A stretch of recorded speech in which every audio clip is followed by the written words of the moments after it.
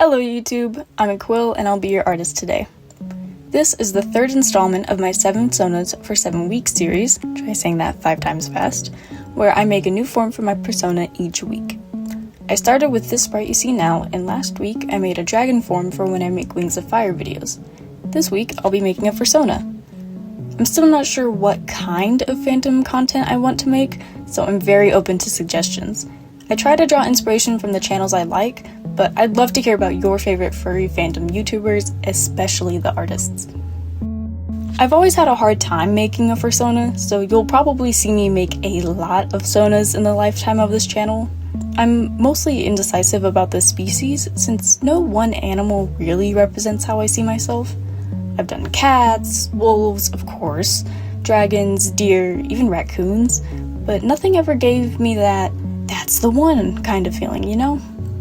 The closest I got was Cygnus, an original species that's basically just a mix of a maned wolf, a domestic cat, and a deer, but I've only drawn them once, and when I really love a character, like you should love your Fursona, I can't stop drawing them or thinking about drawing them. All this to say, I'm perfectly fine if I don't feel super connected to the final design. I just have to make something that fits within these rules that I don't actively hate. No Mila note board this time, as I wanted to limit myself to a handful of references / inspo pictures. I also just really like making mood boards to match my Sonas. If you can't tell just by looking at it, this Sona will be a hybrid of a cow and a barn owl. Why these animals? Well, for one, I haven't done them yet, and two, I just really like them, and I thought they both had features that suited my themes pretty well. Cow patterns look like ink blots, owls have feathers, quills are made of feathers, it's a perfect combination. I will say, the mood board had a stronger focus on aesthetic than design, as the very warm vibe of the board didn't fully transfer over to the Sona. That's probably for the best though, as my previous Sona forms are a bit more cool toned. Even the red I use is more of a pink-purple red instead of neutral or warm red. I've always loved cooler color palettes, which is something you'll likely notice in a lot of my designs. I also use quite a lot of freckles on my characters, and that's because they're the one thing I've always loved about myself. I won't get too deep into it, but I have struggled with my self-image for essentially my entire life, which is probably why I've had such a hard time making any kind of Sona consistent.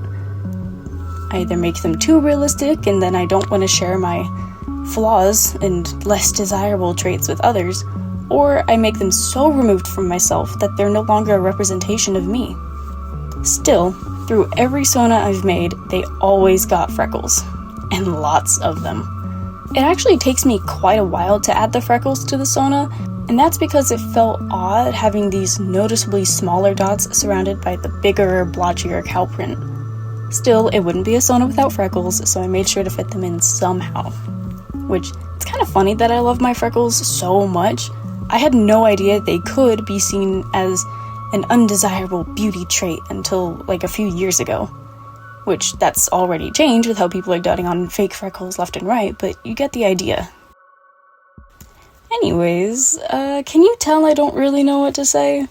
When I decided to start making these videos, I thought I would be hitting 18 to 25 minute videos pretty easily. After all, I'm quite the yapper in my everyday life, just ask my fiance or coworkers.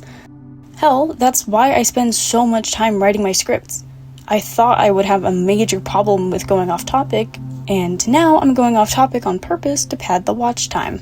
I think I'll have a bit more to say once I start making OC related videos. Those goobers already have thousands upon thousands of words written about them, so what's a few more? But as I said, these Sona videos are significantly shorter than I expected them to be. My last video took over 3 hours to edit, and all I got was 8.5 minutes of content. And I could talk about the design, but what else is there to talk about? I did most of the exploration in the first video, and now I'm just copy and pasting this little guy into different shapes. I barely changed their hair on this one. The only difference is that the braid was replaced by feathers, which I am kind of proud about. I will say, I did enjoy the practice. It's been a good minute since I've drawn anything anthro, and my style is still very much a work in progress. I'm honestly kind of surprised I jumped straight into a front-facing pose.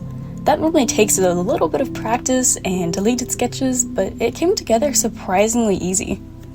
What wasn't easy, however, was the color palette. I knew right off the bat that I wasn't going to be using a skin color, but I couldn't really go for the classic black and white cow because of the clothes. So I tried out the normal shade of purple I used for the character, and it felt like a good start, but it was just a little bit too dark. Still, I followed through and made it a bit of a lighter purple, and I started to really like it. I actually have quite a few Anthro Cow OCs, around 8 by my count, and one of them is white and purple. Unrelated, but I recently got a gaming chair that's purple cow print as well, and I am absolutely in love. The next main aspect of the design I guess I could talk about is the wings. They took a bit of finagling, and the end result isn't quite what I originally imagined, but it's honestly better. I kept imagining the classic golden barn owl wings, but I felt that the gold would be too prominent in the design and might not read as my Sona. And then I found the teal wings I used in the mood board, and I thought I could do gold-tipped teal wings, but then I also wanted the black to drip down a little and resemble ink, and can you see why I did a few thumbnails before finalizing the color? I was a little worried that the red would be too prominent. It was only an accent in the other designs, but I really think it was the right choice. Not only does it help balance out the other colors of the design, but it'll also help the Sona stand out against other characters, like my aforementioned Purple Cow OC, who is in desperate need of a rewrite and an actual name. Speaking of which, how do you fellow Anthro artists out there build your characters? My style of character writing involves a lot of lore and world building, but I've been pretty thrown off by the Anthro aspect of things, especially with the different origin stories of original species. For me, my characters kind of just exist in a void right now. Most of them are nameless designs just floating around in my head. At most, they get some hobbies and friendships with my other characters, but that's about it. Does anybody else have this problem? I think part of my issue is that so many of my worlds stemmed from books that I read, and eventually changed and became their own unique thing. My Anthros, though, literally stemmed from, oh, I like the design of a purple cow, or a blue cat, or a pink tiger. So, because of the world building block, I haven't been able to get a consistent setting for any of my characters. Do they live in a city or in the wilds? Do they wear clothes? Some of them do, some of them don't. What kind of story are they supposed to tell? My other characters have stories that fit their settings, and therefore designs that fit their settings. My superheroes are more down to earth because they're 1, modern, and 2, in high school. My mermaid princess has world-defining conflicts because that's fitting of her position as a princess and heir to a massive empire. My spider Sona has citywide threats because that's the level of responsibility they took on, and more local challenges because they're still a student. But my Anthros? I have no idea where to start with any of them. Is this making any sense? I don't know. Let's just move on. There's not much else to talk about with the design. I was really tempted to change out the ink drop earrings for a tag, but I didn't want to mess up the continuity. After all, the whole point of this character is that they're recognizable no matter what form they take. I like the design of the tail and how it incorporates the feathers.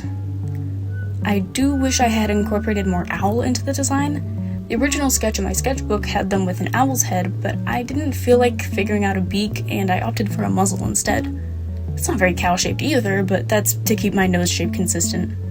I think the gold hooves and talons are a nice touch, but a little too bougie for the everyday character, but you're also not going to see their bottom half anyway. Also, drawing pants on digitigrade characters is so difficult for no reason.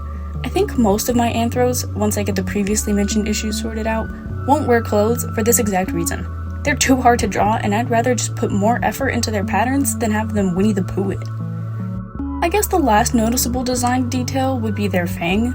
Neither of the chosen animals should have fangs, but I put one anyway because it was important to the rest of the design. If it bothers you that much, just pretend it's a tip-off to the fact that they're a shapeshifter or something, I don't know. And, oh hey, look at that, the time-lapse is over. I'm surprisingly happy with this design. Even though I know it won't be my perfect forever, that's the one Sona, I feel like I learned a few things that I'll get to apply to my future Sona attempts. And there will be many attempts. Prepare yourself. Thank you for watching, it really does mean a lot. I'll see you all in the next video where I trade talons for paws.